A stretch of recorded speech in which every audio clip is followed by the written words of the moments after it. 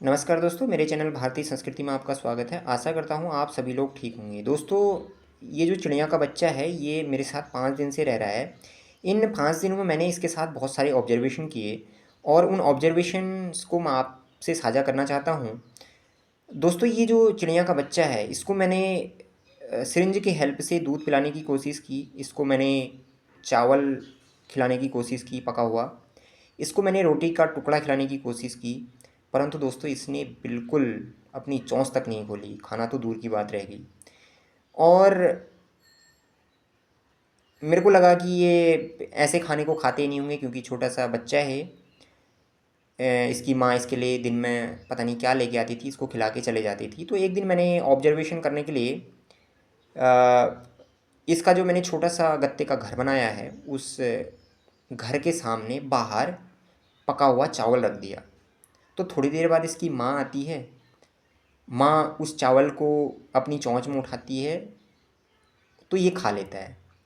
मतलब दोस्तों, मैं उस दिन बड़ा हैरान रह गया। मैंने कहा इतने छोटे बच्चे इतने समझदार, मतलब प्रकृति इनको पहले से ट्रेंड करके भेजती है। और ये जो जानवर होते हैं दोस्तों, ये इस प्रकृति के हिसाब से चलते हैं, इसीलिए ये अपना जीवन बड़ी आसानी से काट लेते हैं। आपने कभी नहीं देखा होगा कि कोई जो जानवर है वो आत्महत्या कर रहा है, इंसान ही आत्महत्या करता है।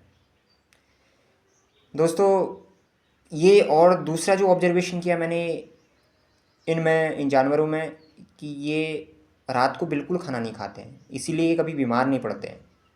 और एक इंसान रात को ही ज़्यादा खाना खाता है, इसीलिए ज़िंदगी भर अस्पतालों के चक्कर काटते रहता है।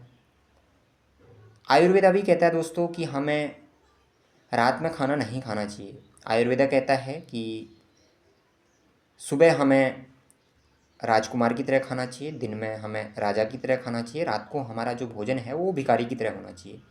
और उसके पीछे लॉजिक भी है। लॉजिक ये है कि साइंटिफिकली देखें तो हम जो हमारा एसिड बनता है, एसिड सुबह के टाइम पे बहुत ज़्यादा बनता है।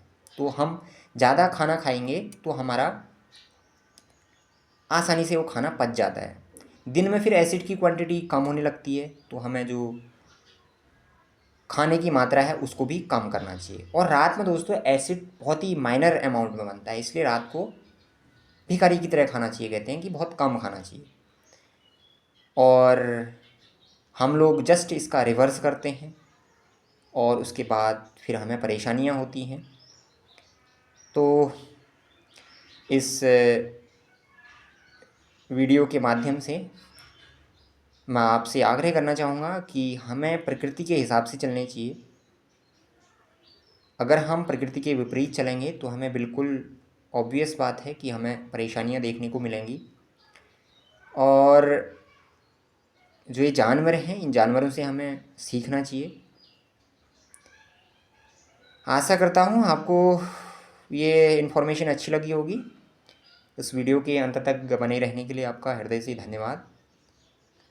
जय हिंद, जय भारत।